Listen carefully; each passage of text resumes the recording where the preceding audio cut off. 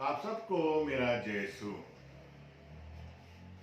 हम चालीसा काल में हैं और चालीसा काल हमें आध्यात्मिक शुद्धि के लिए प्रेरित करता है।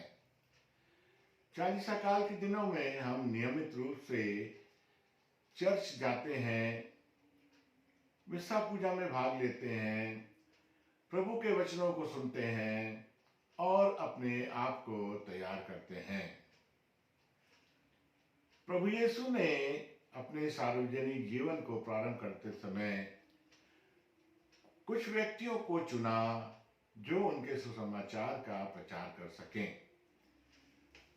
हम आज के परिवेश में देखें तो नौकरी के लिए चयन होते समय सर्वश्रेष्ठ व्यक्ति को चुना जाता है। सेना में भर्ती के लिए भी शारीरिक एवं बौद्धिक दोनों की श्रेष्ठता को परखा जाता है। प्रभु यीशु ने जब अपने शिष्यों को चुना तो उन्होंने इनमें से कोई भी ऐसी शर्त नहीं रखी। हम देखते हैं ईसायास नबी के ग्रंथ अध्याय 6 वाक्यांश 8 में प्रभु ने नबी को चुनते हुए कहा और नबी ने उसका जवाब दिया। तब प्रभु की वाणी मुझे यह कहते हुए सुनाई पड़ी कि मैं किसे भेजूं, और मैंने कहा मैं प्रस्तुत हूं। प्रभु ने अपने शिष्यों को चुनते हुए साधारण लोगों को चुना। प्रभु ने नाकेदार मत्ती को चुना जो चुंगी घर में बैठा था, और प्रभु ने उससे कहा मेरे पीछे चले आओ, और वह उठकर प्रभु के पीछे चला गया। इसी प्रकार हम देखते हैं मार्कुस रचित सुसमाचार अध्याय 1 16 से 18 में कि प्रभु यीशु जब समुद्र के किनारे जा रहे थे तो उन्होंने दो मछुआरों को, जिनका नाम सिमोन जो बाद में पेतरुस कहलाया और उसके भाई आंद्रियास को चुना, और उनसे भी यही कहा कि मेरे पीछे चले आओ, और वे दोनों भी तुरंत जाल छोड़कर प्रभु यीशु के पीछे हो लिए। इसी प्रकार से प्रभु ने याकूब और उसके भाई योहन को बुलाया जब वे नाव में बैठे थे और अपने जाल को सुधार रहे थे।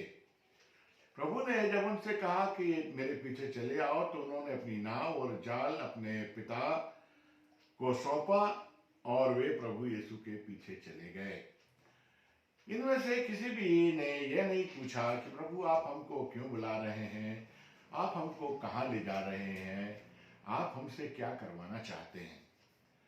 जब हम छोटे होते हैं, बच्चे होते हैं, तो हम अपने माता पिता के पीछे चलते हैं।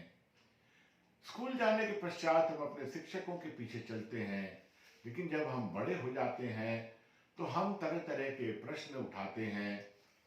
हम पूछते हैं, जब कोई हमसे कहता है मेरे पीछे चले आओ, तो हम उनसे प्रश्न पूछते हैं, क्यों, मैं आपके पीछे क्यों आऊं, या आप मुझसे क्या कहना या क्या करवाना चाहते हैं।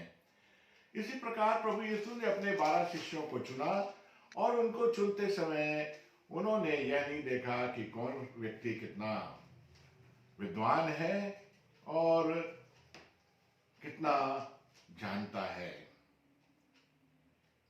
हम आगे देखते हैं कि प्रभु यीशु ने अपने शिष्यों से कहा मार्कुस के सुसमाचार अध्याय 6 8 में कि जाते समय लाठी के सिवाय रास्ते के लिए कुछ भी ना ले जाएं,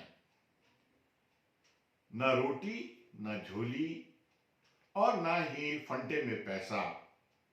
उन्होंने उनसे यह कहा कि जिस घर में ठहरना चाहो नगर में जाकर वहां ठहर जाओ, और नगर से विदा होने तक वहीं रहो, और यदि उस घर में आपका स्वागत ना हो तो वहां से निकलते समय उन्हें चेतावनी दो और पैरों की धूल झाड़ दो।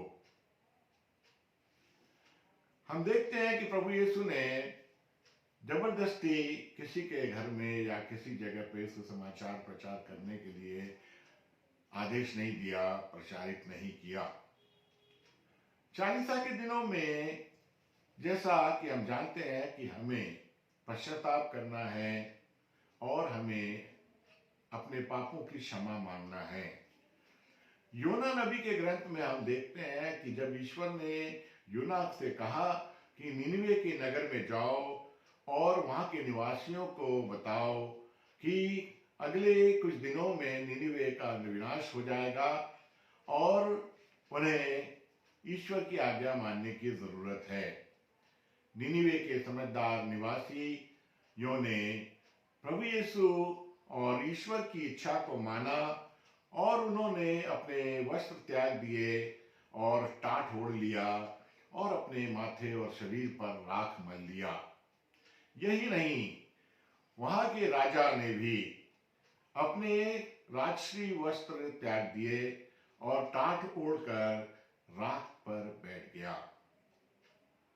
और राजा ने साथ ही साथ आदेश दिया अपने सभी लोगों को कि न केवल मनुष्य बल्कि जानवर भी पश्चाताप करेंगे।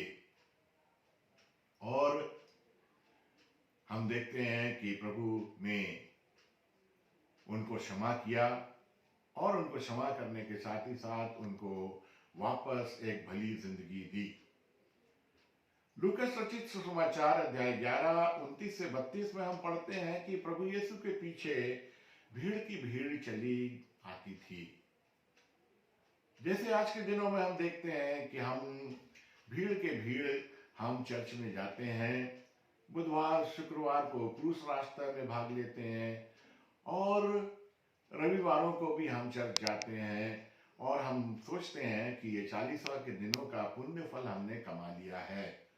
लेकिन प्रभु ऐसे लोगों से कहते हैं कि यह एक विधर्मी पीढ़ी है और जो एक चिन्ह चाहती है।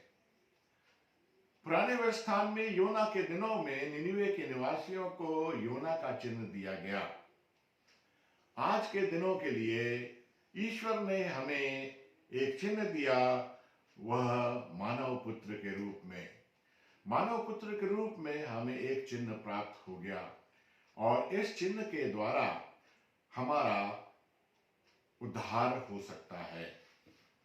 तो आइए आज के इस दिन में हम अपने आप को ईश्वर को समर्पित करें ताकि 40 के हम फलों से हम प्राप्त करें और अपने जीवन को बेहतर बनाएं। धन्यवाद।